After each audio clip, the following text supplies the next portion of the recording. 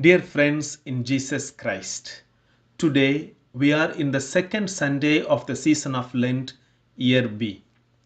If God is for us, who can be against us? This is the hope that the second reading of today gives to all of us. The first reading and the Gospel of today explains clearly that God acknowledges and rewards our faith and assures of his accompaniment. The first reading taken from the book of Genesis gives us the account of the test of faith of Abraham by God. Each phrase of the command of God was like a sword piercing into the heart of Abraham.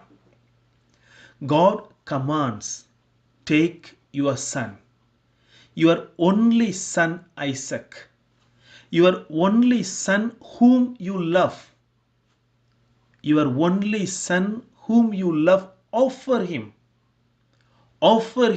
as a holocaust, a burnt offering. We all know Isaac was a gift of God to Abraham, who did not have child for a long time, and Abraham loved his son very much.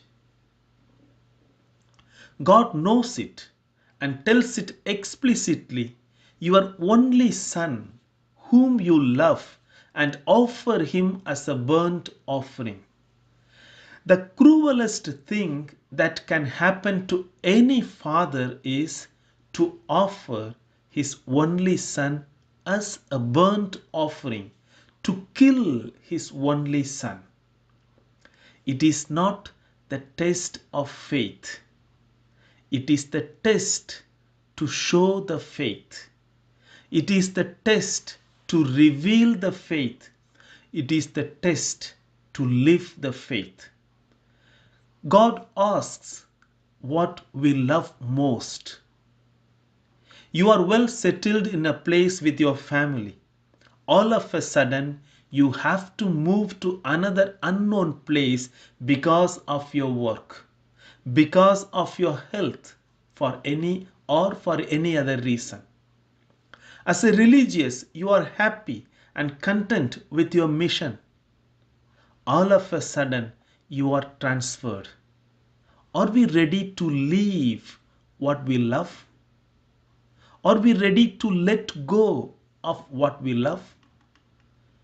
God asks what we love most. It may be people, place, things, or memories. The response of Abraham is an example for all of us on how to exhibit our faith, how to live our faith, how to reveal our faith. He did not show any hesitation. On the contrary, the passage will tell us that he got up early in the morning. He personally saddled his donkey and took his son Isaac to a place where God wanted them to do offering. We see many examples in the whole of the Bible where the depth of faith is shown through immediate action. He did not wait for his retirement. Abraham did not wait for an auspicious time or day. He acted immediately. That is the faith. That is love. When they reached the place, Abraham built an altar and placed woods on the altar. The wood was carried by his son Isaac, and he would be offered with the help of the same wood that he was carrying. Dear brothers and sisters, years later, we see a man who would be carrying a wood on which he will be sacrificed. When everything was ready for a burnt offering, Abraham reached out the knife. Here too, brothers and sisters, Abraham could have forgotten to bring the knife. He could walk back for another 3 more days to get the knife so that he could buy some more days for his son. He did not want to make any lame excuses. He was faithful to God. When Abraham was ready to slaughter his son, we are not told anything about the resistance of Isaac. In other words, Isaac was ready to sacrifice himself. He could have fought with his father that if Abraham wants to show his faith to God, he should give his own life, not his son's life. But Isaac was ready to give his life. Abraham was ready to offer his son, and Isaac was ready to offer his own self. Whose faith is greater here? Seeing the greatest display of faith by these two great personalities, God not only gives back son to Abraham and life to Isaac, he also blesses them.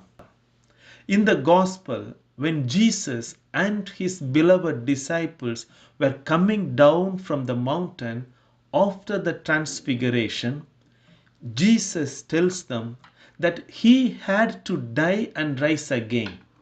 His decision to walk towards Jerusalem, that is, to accept the suffering, is now confirmed and affirmed.